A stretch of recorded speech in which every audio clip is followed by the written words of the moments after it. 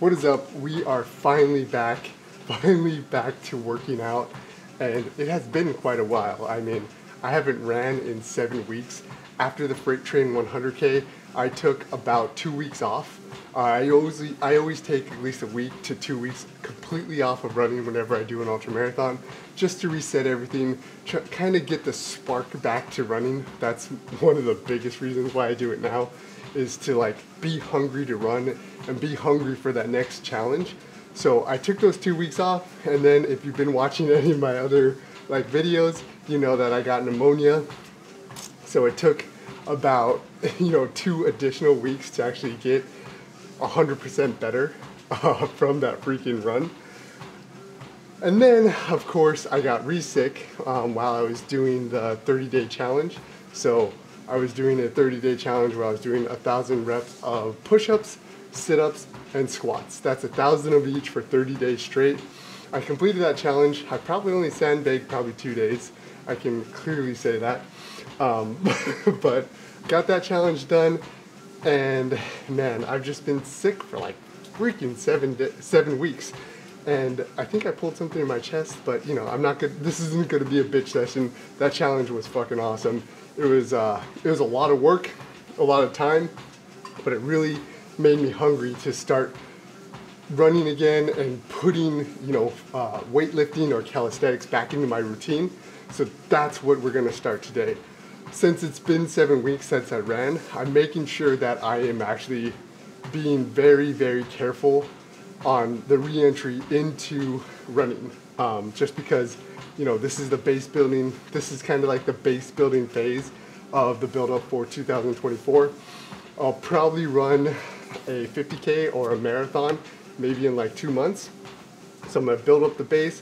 I'm gonna add in a little bit of speed workout, see if I can get that leg turnover rolling and moving, kind of get my body used to a lot more workouts, because I'm going to throw in a lot more workouts in 2024 in my actual running, and then also establishing a nice weightlifting program when I'm actually running also, because that's the whole reason that I did the 1,000 rep challenge, to fully understand how much time and re-engage all my muscles and everything like that.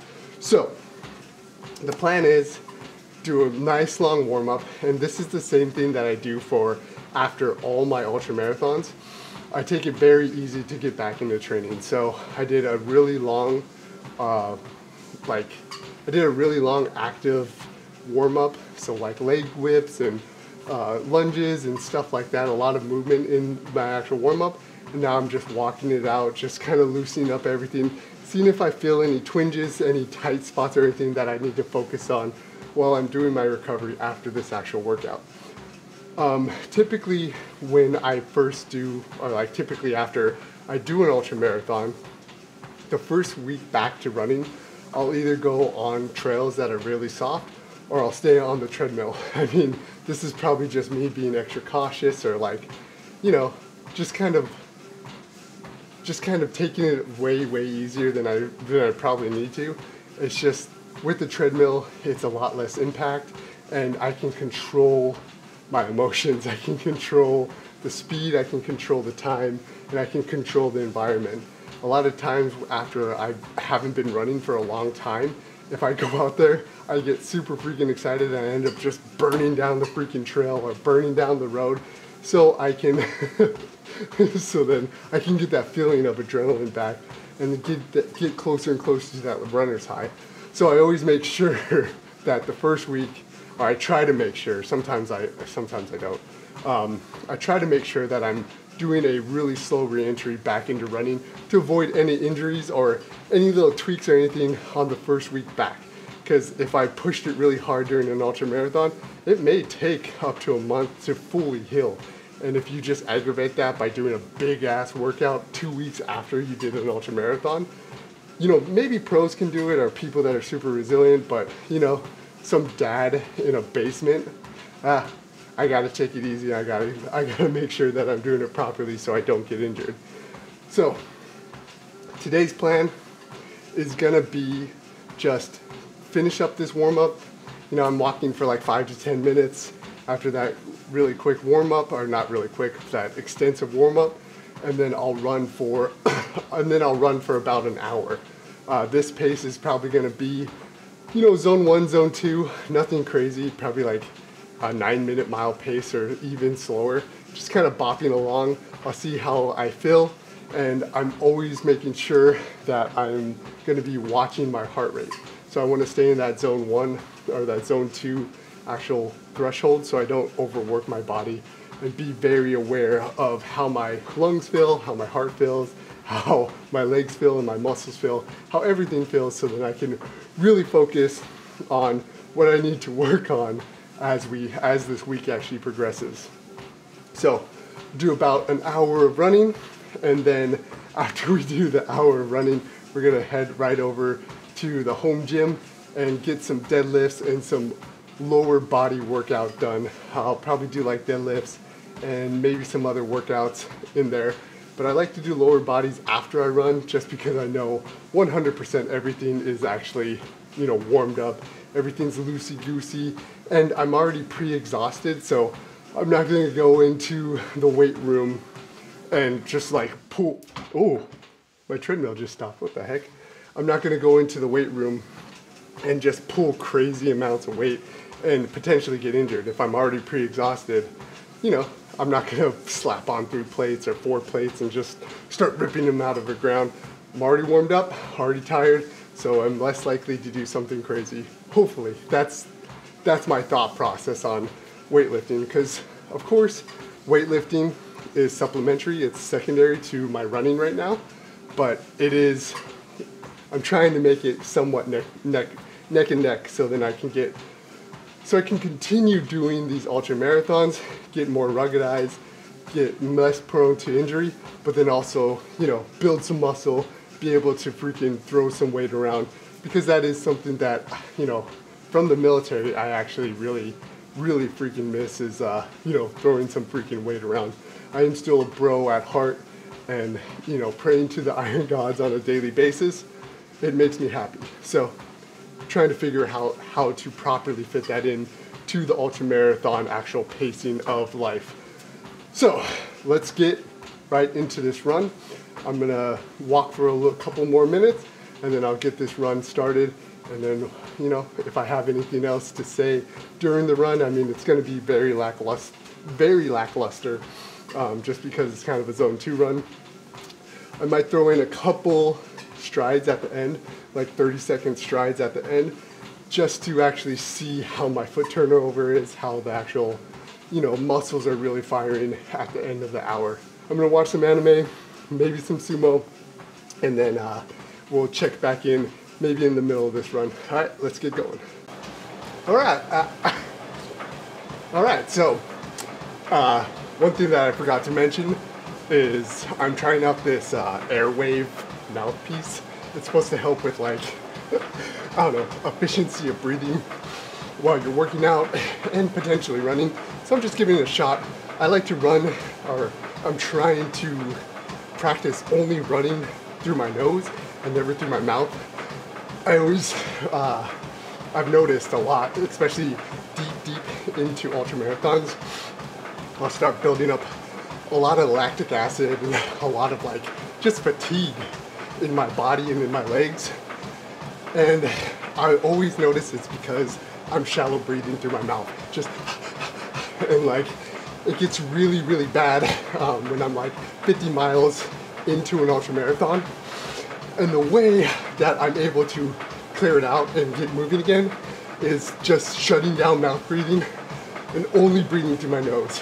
It helps regulate my pace, it helps regulate my effort, and it helps regulate my air intake a lot more. So I'm really focusing on only breathing through my actual nose, unless I'm actually doing a workout or a hard effort, you know, up a mountain, hill repeats, or whatever it may be. But this mouthpiece is something that could potentially help with that, because what I normally do is chew a piece of gum, and as I get going on the run, I'll hold the gum in my jaw, and that makes me feel like I'm keeping my mouth closed and only breathe through my nose. Whoa! Every single time I start talking, this treadmill stops. I was just going at an 8:30 pace, and this freaking treadmill just stopped. Okay, so I'm gonna wrap this up real quick. So, I like to breathe through my mouth, or breathe through my nose.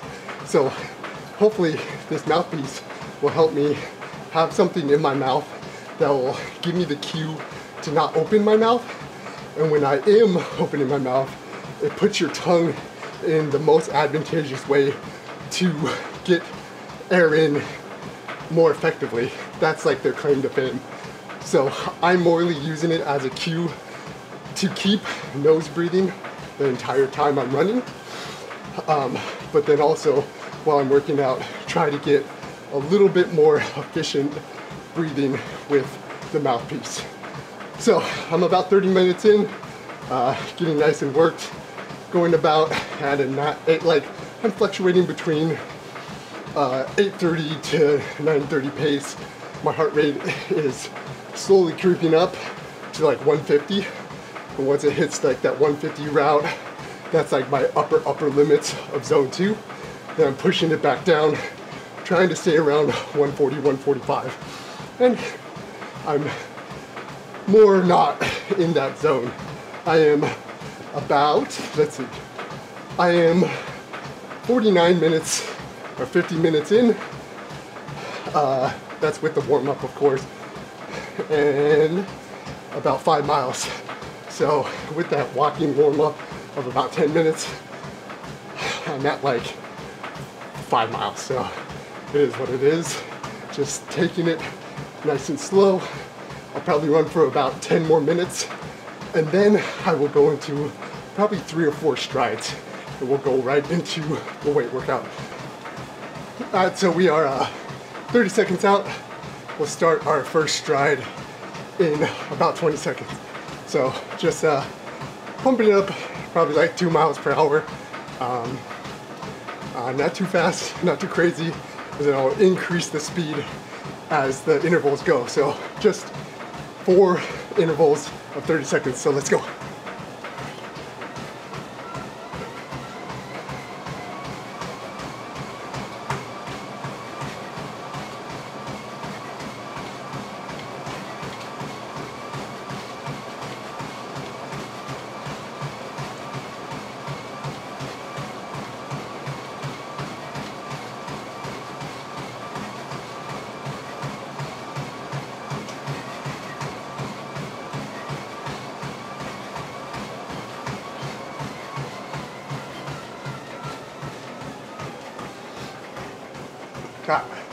That was a little easy.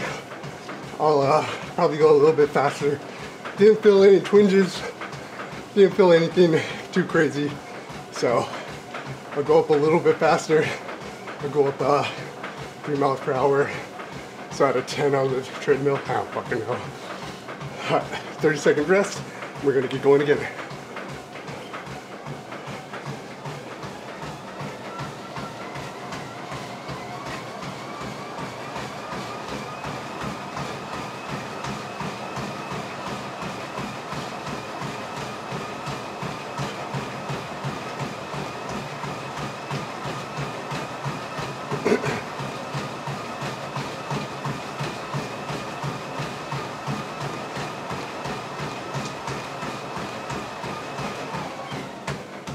Ooh, my treadmill just broke. Right at 30 seconds. Right at 30 seconds, so that's pretty good. But,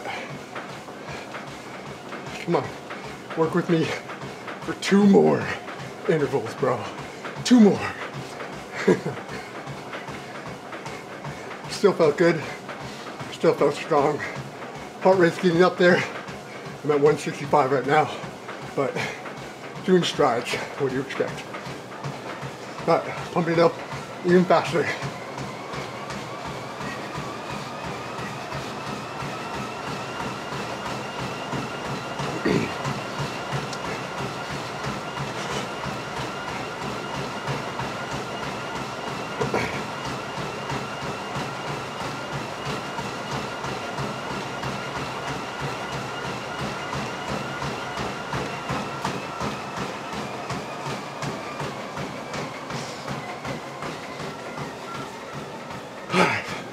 Feeling good. Last one. Last one, I'll maintain the same speed. 11 on the treadmill. And then we'll be done. Start getting ready to do a little lifting session. Just a little lower body lifting session. All right, let's go.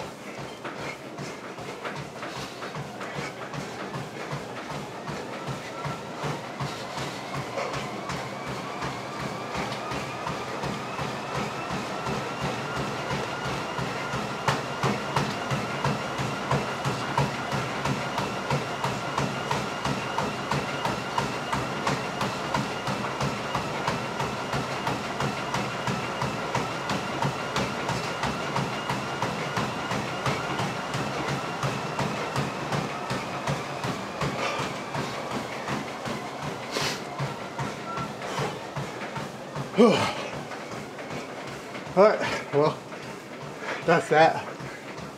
Wow, that's that. Ended up with 6.5 miles with 4 strides. Nothing too crazy, not too blown out or anything like that. The strides at the end, I could definitely feel my muscles not used to actually like running a lot. So there's a lot of tension, a lot of lactic buildup in my legs already, so that kind of sucks. But your body bounces back pretty quickly. So as disheartening as the first couple weeks of running, like after you're sick, or you have to take a long break, or after an ultramarathon, as disheartening as it is, and as you set a new level of fitness, it gets easier to get to that point. So it's like you're building a mountain, and when you first start, your mountain's this big, right? And it's really steep to get back to that. Now it's getting bigger, but your incline is getting less steep. Bigger, less steep. Bigger, less steep. So that base fitness is getting bigger and bigger. It's just, you're kind of falling down the mountain a little bit by little bit, and you just have to reach that peak. You have to build that mountain back up. I don't know if that analogy made any sense, but the bigger a mountain is, the more you're gonna slide, but you're gonna be able to reach that peak. It's not like you're gonna build a secondary peak and then have to build back up and all that bullshit. If we were just doing this for no reason and having to rebuild from zero every single time, then records would never be broken. You would never progress. You would just get to a certain level and you would stick there. So always remember, you're doing this for a reason. Your slow build up will keep you healthy. So you want to be as healthy as possible when you get back to your regular or your last peak that you created. So then you're nice and healthy and you're ready to start putting in workouts, putting in more volume, whatever it may be, to make that peak even bigger. So got to remind myself, take it slow, stay healthy, so then when we actually start adding in workouts, I can hit those workouts fully healthy, with a lot of motivation, and ready and hungry to fucking crush those things. And that's gonna help build that bigger Kilimanjaro motherfucker peak. So I'm gonna finish up this cool down, probably get like 7 miles total, and then I'll meet you guys over in the gym, and we'll start with some lower body workouts. Let's go. Done with the run. Ended up getting 7 miles total. Average pace with the walking was about 10-minute mile pace, so yeah. Got exactly what I needed to get in. Didn't overwork, didn't underwork. So I was staying in the zone 2 with a little bit of heart rate spikes at the end with some strides, making sure everything feels good. No twinges, no aches, no pains, so that's really good, especially after 7 weeks of freaking not running at all. I mean, I was doing a lot of squats, a lot of glute activation during that challenge, the 30-day challenge. So I wasn't doing nothing. My legs still had a lot of movement in them. Now for weightlifting, man, I haven't weightlifted like regularly or like consistently for probably 3 years. So I've been kind of maintaining a little bit, just like maintaining so everything doesn't fall off, but it's very, very sporadic. So now we're gonna go into a more normal routine of working out, and we're gonna start really light. Let's not push anything crazy. Basically what I'll be doing is a hybrid. So I'm going back to what I know and not trying like anything new. I'm going back to more of a hybrid strength slash hypertrophy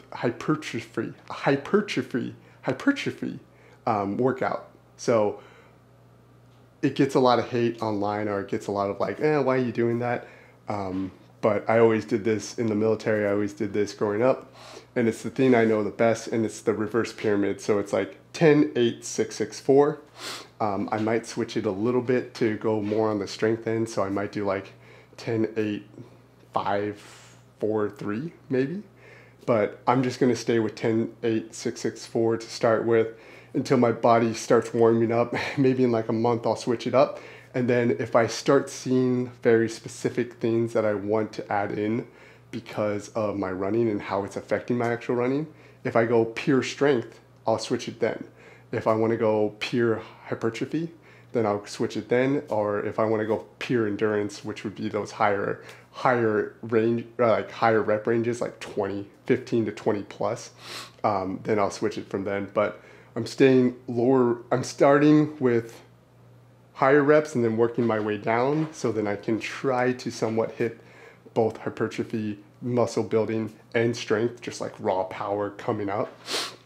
But we'll see how it actually affects my running, because I have heard quite a lot that most runners just basically do either maintenance stuff, like prehab stuff for weightlifting, or they do pure strength. So I'm gonna see how this thing that I know the best actually works out, and if I need to switch it to strength, I'll switch it to strength. But that's enough rambling. Let's get into the first set. This is more of a warm-up set. I mean, the 10 and the 8 are more like warm-up sets, but I'm going to be trying to push it.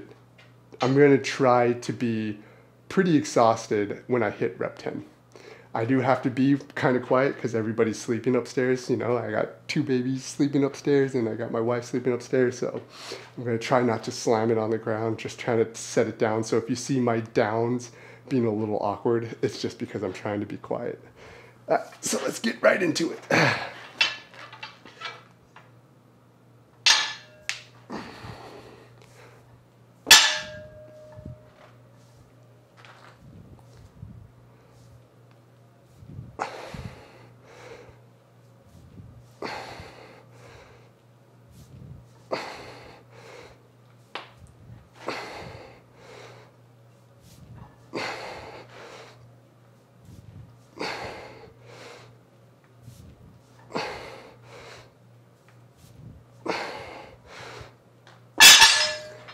Oh, I completely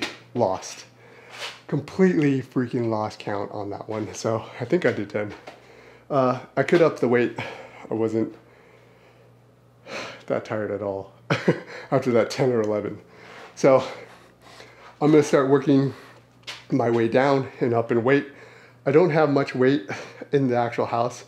I only have like enough to go up to like 250 pounds or 275 pounds. So I'll go up as much as I can, or as much as I safely can, without trying to hurt myself.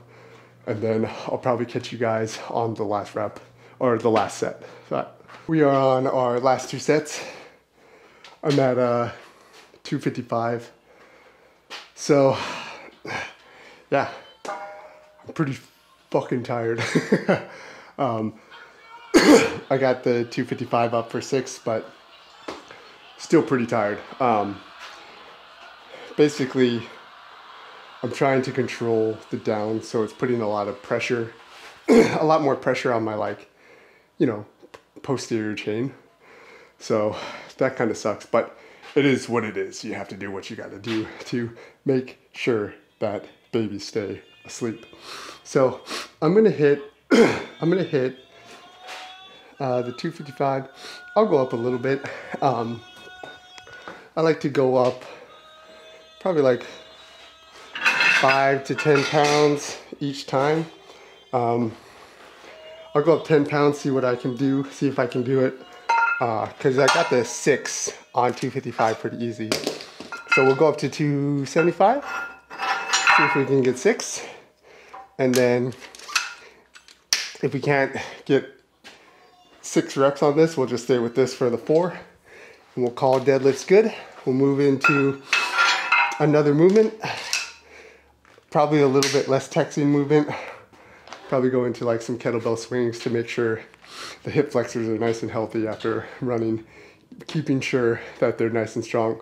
I also put on the belt just to once again, extra little precautions to make sure that I'm nice and healthy for the main purpose, which is running. So it is what it is. I don't know why I'm saying that. Who cares? Like, trying to be healthy for running.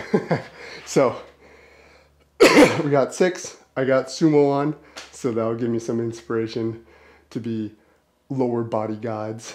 And we'll get this second to last set in.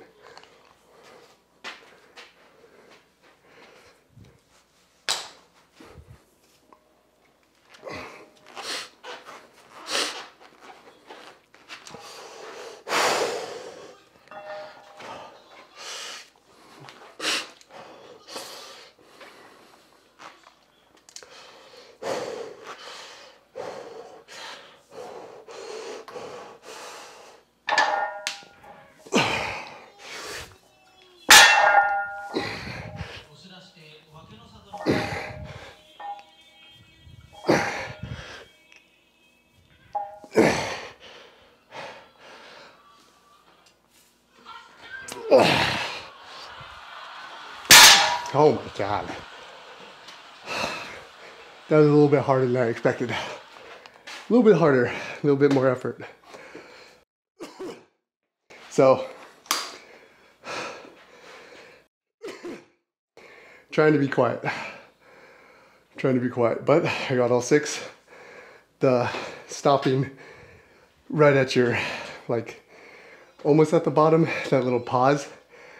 Man, that puts a lot more pressure on your whole body. I'm way more out of breath than I would be if I just like actually tapped. Because I think sometimes, especially with bumper plates, that little taps gets you a little bit of momentum, which you shouldn't be using, but you know, I use it. So we got one more set. We'll go up just a little bit.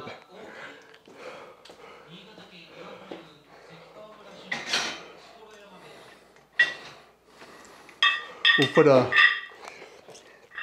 put 5 pounds on each side. So what is that?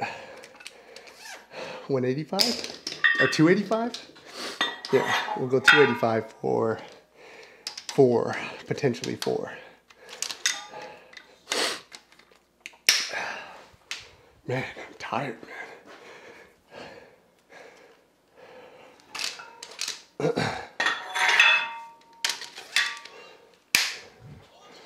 So, once again, we're kind of doing like a weird mix of like hypertrophy and strength. So, I'm not giving myself like a super long amount of time to rest between each set. Usually I'll just let my breath or my breathing return to normal and then get back at it. I know with trying to build muscle, you're just trying to burn out your muscles as much as possible to get the max amount of like micro tears. So you're building a lot of muscle because you're doing a lot more reps, you're doing a lot of more time under tension. And then with strength, it's a lot less reps, a lot more weight, and a lot more rest in between. But I'm just kind of doing like a weird hybrid just because that's what I know. Once again, going back to what I'm comfortable with until I get comfortable with lifting weights again and running at the same time, which who knows how long that'll take. Hopefully it only takes like a couple months to actually like get back in the swing of things. but we'll see. Hold on, let me grab some water. Typically, I'll be slamming quite a lot of water throughout the day with some electrolytes in it. This jar is like 1.5 liters. And when I'm running, I try to drink at least 3 of these. So I try to get around 4 to 5 liters of water a day because I sweat so much. And this is basically purely on me just because I sweat so much. So then I drink a lot more water. And then when I'm running, I typically always have like a bottle with me, at least one bottle. Once again, my sweat rate is freaking huge. I mean, I typically will drink 2 bottles of water, 1 liter, an hour during ultramarathons, and then take in almost 1,000 milligrams of salt because I'm a salty sweater also. And that's all based off of a salt test. So it's not like I arbitrarily just did that. Ooh, I didn't just arbitrarily do that. I, you know, did the whole sweat test thing and also tested it throughout all the runs and ultramarathons that I did.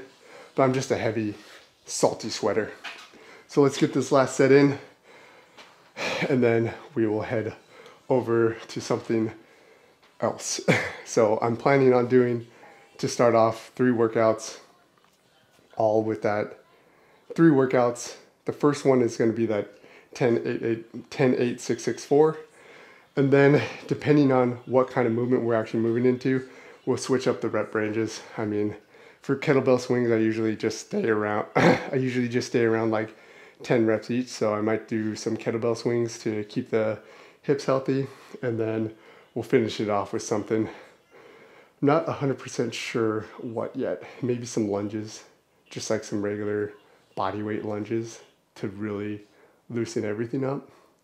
And then for the second leg workout, or second lower workout of the week, probably on like Wednesday or Thursday, probably Thursday, we'll do glutes and hamstrings a little bit more. So like squats or quads.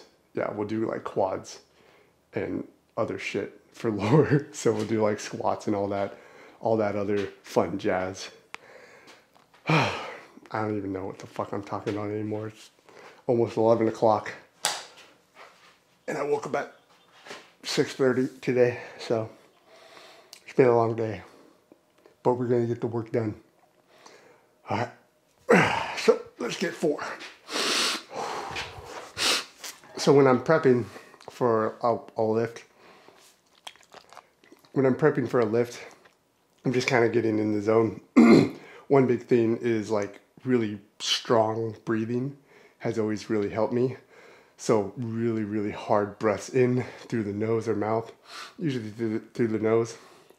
And then it kind of gets you amped up, and then hold that breath in, squeeze that core, keep everything nice and tight, and then start the workout. So then you have ample oxygen and you're kind of amped up just from those little breathing techniques, getting everything surged up. So that's what you'll see me like kind of prepping as I start getting over the bar.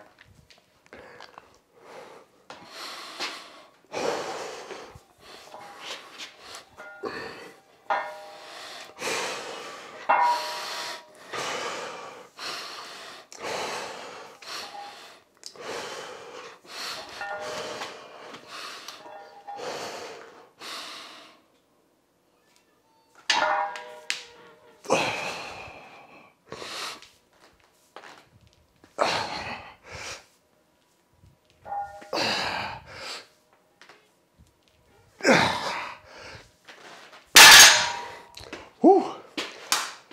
All right. Yep.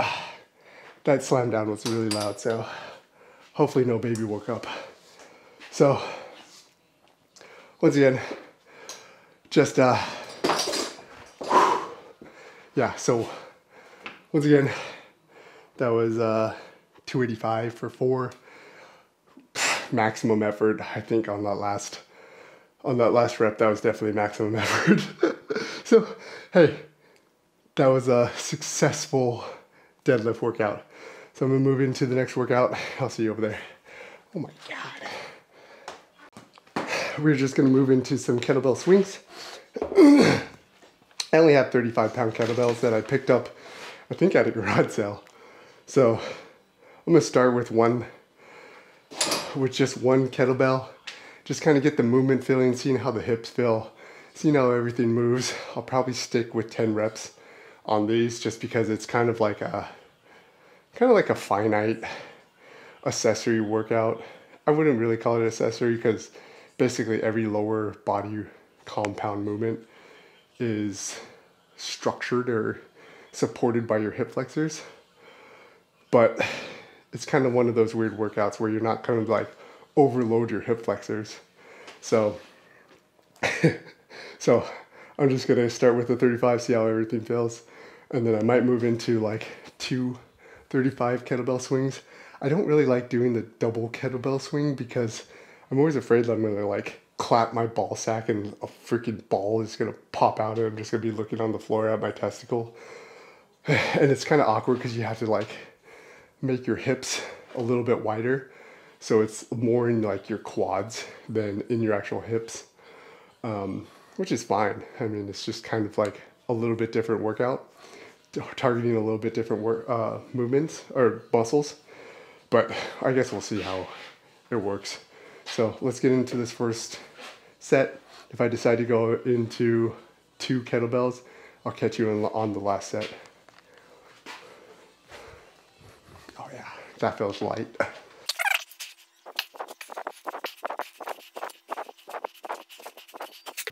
We are at our last set, and the double kettlebells are kicking my ass.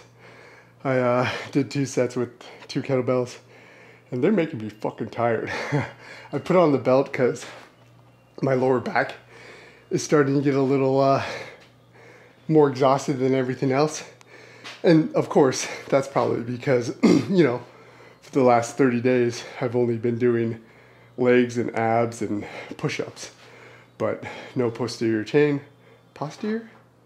Yeah, whatever. Fucking no, no lower back workouts, no deadlifts or anything like that. So, you know, my lower back has only been getting fried out from sitting at a computer and editing all day. So, basically, my lower back is fucking asleep right now and kicking and getting his ass fucking kicked by fucking deadlifts and kettlebell swings, which don't target fully the lower back, but it's part of that whole chain. So if it's a weak muscle, you're gonna feel it.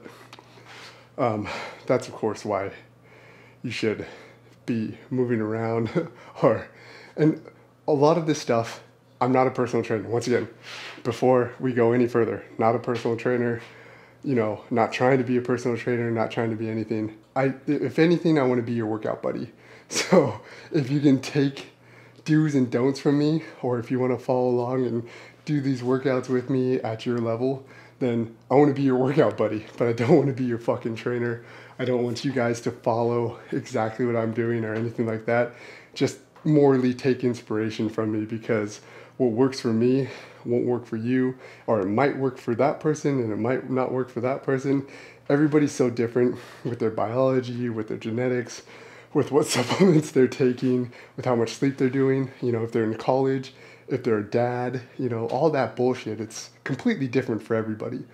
So make sure that if you're taking anything from this, take inspiration and then do more further research with people that are actual trainers, that are actual, you know, kinesiologists or, you know, whatever it may be, coaches. But, you know, don't take your fucking information from me. I'm only here for entertainment and motivation and inspiration. That's it. That's all I'm here for. Like, what the fuck is this asshole doing? Oh, he's doing that all fucked up. So, let's get this last set in. It's just 2 35-pound kettlebells. We'll go for 10. And then as you see, when I first start, the momentum's really slow because they're at a dead hang and I'm thrusting up fully. And then as I keep going, I'm using a little bit more and more of that momentum to push the kettlebell up. I'm not sure if that's 100% correct or the correct way to do these, but it's just something that you'll notice while you're doing kettlebell swings. So let's get going. 10. This is the last set for kettlebell swings, and then we'll just go into kind of a burnout, cool down, like we'll do kind of walking or stationary walking lunges. Lunges. This makes me talk like a mongoloid. Makes me talk like I have a big lower jaw. Alright, let's go.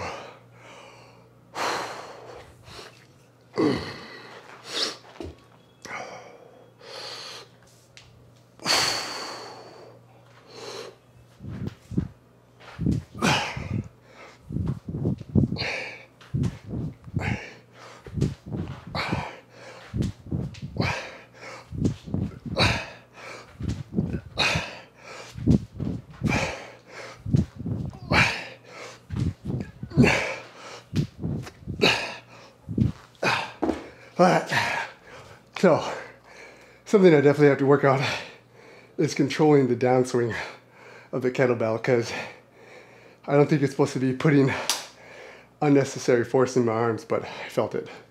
So definitely have to work on controlling the kettlebells on the backswing. So there we have it. Let's jump right into some stationary walking lunges.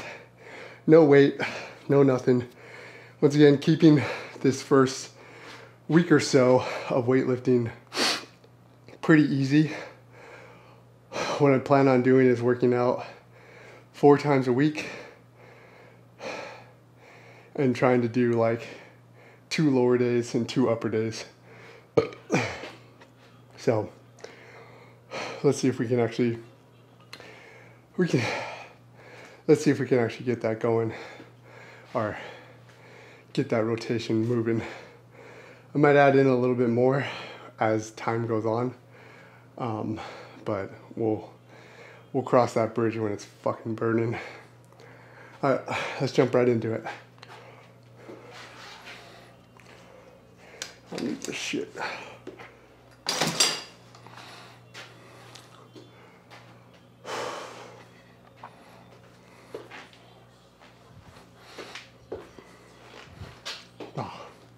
That's too easy. Let's deal with the kettlebells. I'm gonna regret this, I don't know why. Do this shit. Ah, I'm stupid. Alright. Just an extra 70 pounds, not too bad.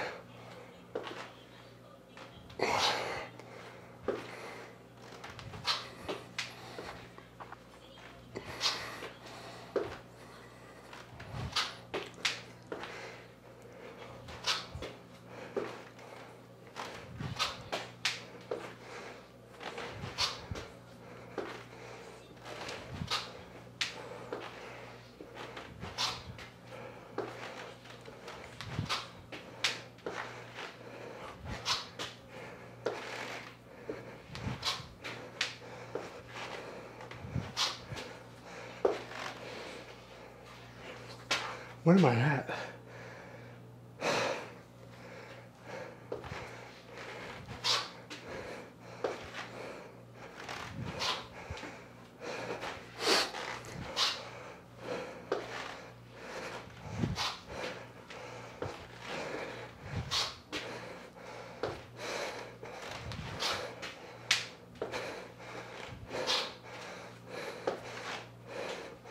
All right, done.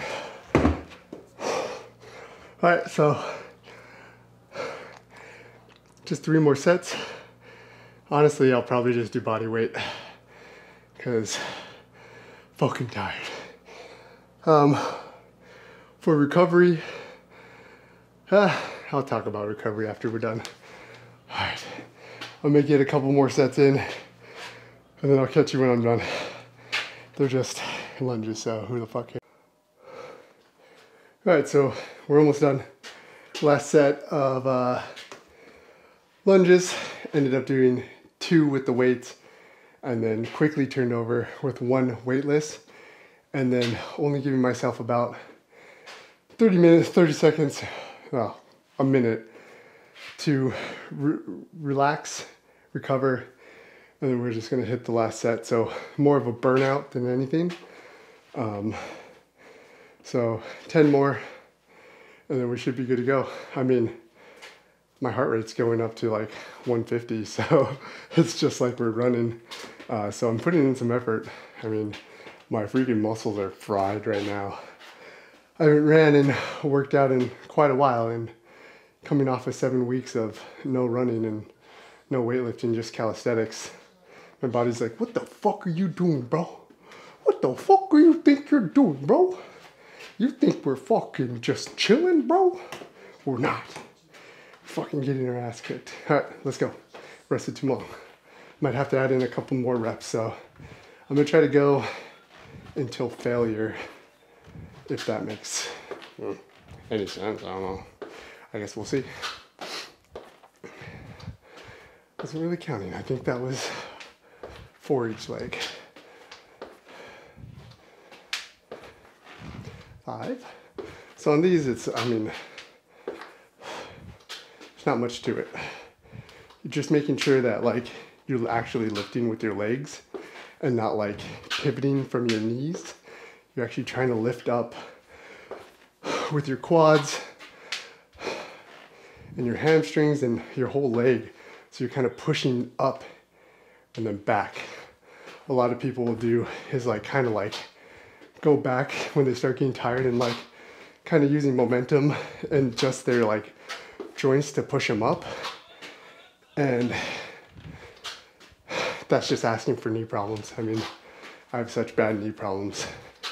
I try to do everything in my power to not put extra stress on them. So just watch out for that. I'm making sure I'm watching out for it. And then also like tapping your knee on the actual ground.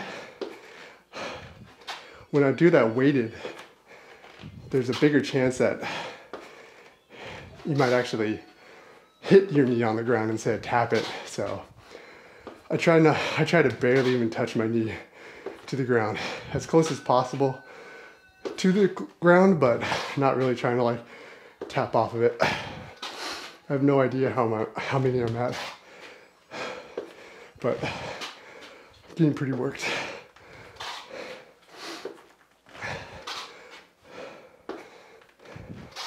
I don't really want to go till total complete burnout because I'm such an asshole that I might go until I hurt myself. But that's not true. I think that's just my ego talking. Let's go until we get fucking super goddamn tired. Getting there.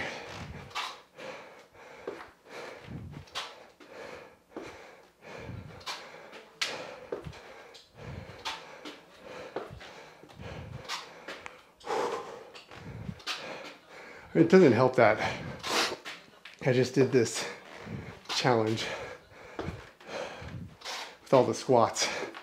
So I'm used to just working out on sore muscles. All right, let's just call it there. I don't even fucking know how many I did. So pretty good leg workout. We did 10, 8, 6, 6, 4 with deadlifts. Worked our way up to 285, which is not bad considering where we're at or where we came from. But so yeah, 285, worked our way up to 285 for 4. And then we did some kettlebell swings with 235s or 135 in each hand. So 70 pounds total, 10 reps each. And then we moved right into 70 pounds, 2 sets, 70 pounds lunges, 10 reps each leg, and then 2 sets kind of back to back for a burnout. And then the last one, I don't even know how many I did, probably like 15 or 20. Who the fuck knows? The run ended up being an hour and 10 minutes for 7 miles, at an average pace of 10-minute miles. I think my actual like working pace or like running pace without the warm up and cool down was about a 8:45 to 8:55. So still pretty chill, still pretty chilling. I stayed under 155, so at the upper level of zone 2. And you know, no twinges, no tweaks or anything. The only thing that's really bothering me is like my lower back, but it's probably just from sitting at a computer all day and doing all that shit. So I got to make sure that I'm staying active during the workday and stretching the back out, standing up and walking around and all that jazz. But hey, pretty successful workout. Got fucking worked. 7 miles, some lower body workout activation. So let's just end it there. I mean, I'm gonna have some protein. Maybe like 20 grams just to start. My stomach has to take some time to actually adjust to taking protein powder. My stomach really never liked it too much. So I'll probably take like 20 grams of protein, eat a little bit of carbs to replenish from the run, and then drink a bunch of water and go to sleep. I'll probably wake up a bunch of times to take a piss, but that's about it. You know, during my last set, especially on these lower or later nights, I take my CBD gummies, so then they hit when I'm showering, and then I'm nice and like, you know, just feeling good and able to sleep a little bit quicker. A lot of times when I work out really late, my body gets amped up no matter how hard I worked out. Even during ultramarathons, my body will get all amped up and I'll just lay there and I'll just like think, and my body's like still like, oh, are we still gonna go? Are we gonna wake up? Are we gonna keep going? And of course, I think that once again, I relate everything to the military for some fucking reason, but I think that's just like part of it. Like in ranger school and training and missions, you like, you know, you get on the airplane or the helicopter, you run as fast as you can off of it. That's like when you're the most vulnerable, so you're all amped up. You're like making sure that everything's clear. You're moving towards the target, you're getting all sweaty, all amped up and all that shit. And then you're sitting in isolation, or you're sitting on a BP, or you're getting ready to assault, and then everything just cools off. And then everything just goes done. And then you have to make sure that you're calm and collected. So then it just drops. But then your body's still like, okay, something might happen, so we'll just relax. Then you go and hit the target. Everything's crazy again, you know, even if you're not taking contact or anything bullshit like that, you know. I'm not like a crazy commando. I didn't do anything fucking that cool in the military.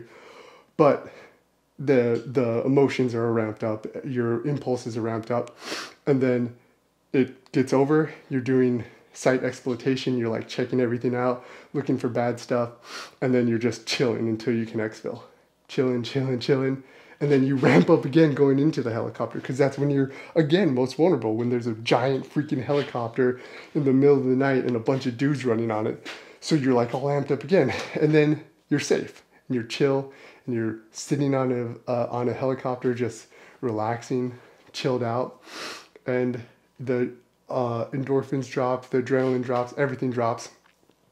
And then you have to wake up again and unload everything and do a mission debrief. So I think that's kind of like a long way to say I can't sleep at night when I work out at night. So typically what I'll do is I'll like either meditate or take CBD or take some gummies or something like that. And it helps, you know, regulate that kind of adrenaline dump and those feelings, and help me recover a little bit. Kind of a weird tangent to go on, but if you have noticed why you can't go to sleep right after working out, it might be because of that also. It's just like all that pent up like adrenaline and your body getting ready to like activate again. So you might have to shift your workouts earlier in the day, or find a meditation technique, or find something that actually helps you like ramp yourself down, because that's one big thing that I've actually been struggling with this running and ultramarathon, because I typically have to run and work out at night because I have kids and I work during the day. So anyways, that was a long one, a long tangent, a long run, a long workout. You know, once again, it's all about freaking running towards fear, putting in the work, chipping away, becoming an average savage. Make sure that you're out there crushing it, even if it's fucking late at night and you can't go to sleep. If you have goals, you're gonna have to sacrifice something. Or you're gonna have to be very, very organized and structured to make sure that you can fit it in your day. So that's what I'm trying to work towards, is being more structured, more scheduled, so then I have the freedom to actually do everything that I wanna do. Right now, I'm just sacrificing a little bit of my sleep until I can actually get that going. But once again, chip away, make this shit fucking work. Run towards fear. Do not fear fear. Run towards it, because that's when change is gonna happen.